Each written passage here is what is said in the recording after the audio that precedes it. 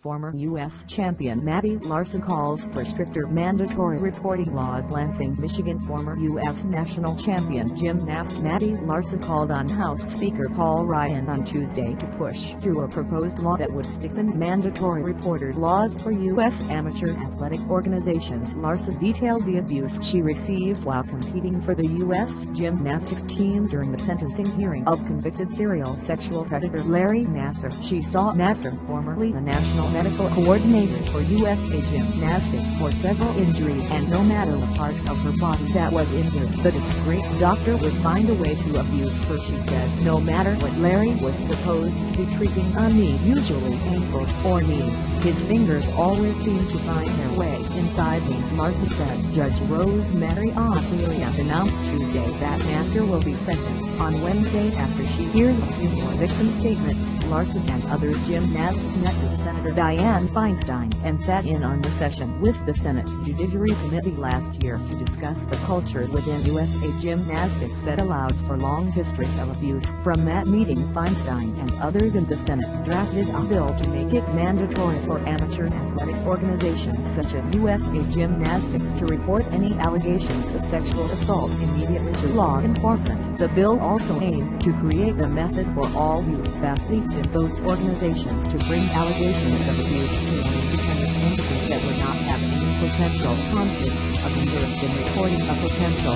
crime. The Senate passed the revised bill in November, which is awaiting approval in the House of Representatives. A spokeswoman from Feinstein's office said they expect the vote will come in the next couple of weeks. It will need the 2/3 majority in order to pass an expedited process to become law. Larson said USA Gymnastics made a positive step last week when it announced it would be closing the Curl Ranch, a training camp run by Dylan and Marta Curl in Texas, where the country's top young gymnasts train. Larson said the isolation and conditions at the camp made it the perfect environment for users and collectors to thrive. Today I call on Speaker Paul Ryan to schedule this for a vote immediately, Larson said while addressing the Lansing, Michigan courtroom. It's not only about switching to a better location. We must ensure that ample steps are made to prevent anything of this nature and magnitude from happening again. USA Gymnastics also announced earlier this week that 3 members of its executive board were resigning and that John Getter,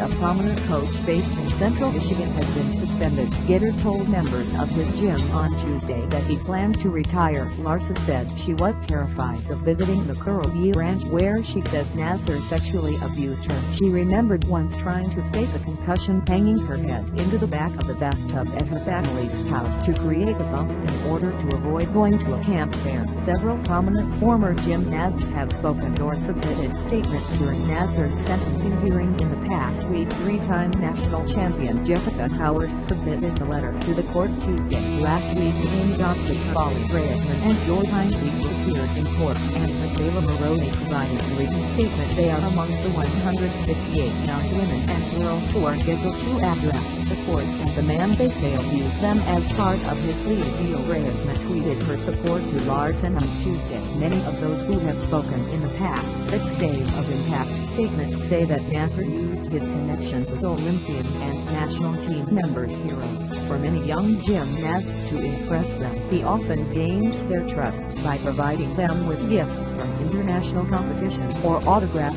items from the stars. He purported to be healing. Isabel Hutchins brought a box full of holy gifts for Nassar to court Tuesday. Hutchins was an elite-level gymnast at the Stars, the gym in DeMontdale, Michigan, where Nassar has admitted to abusing young girls. She read aloud a note from Nassar that ended with "Love you, girl," and then went on to describe the way he abused her starting when she was 10 years old. Hutchins said she wondered whether Nassar misdiagnosed some of her injuries to keep seeing her on a frequent basis. She said she had lower left pain in 2011, and Garrett, the owner of Twistars, told her to see Nassar and didn't allow her to get a second opinion from a different physician. Nassar told her she was healthy enough to continue training. She was kicked out of practice a month later because she was having trouble walking. She went to the emergency room that day, and X-rays revealed she had been practicing with a broken leg.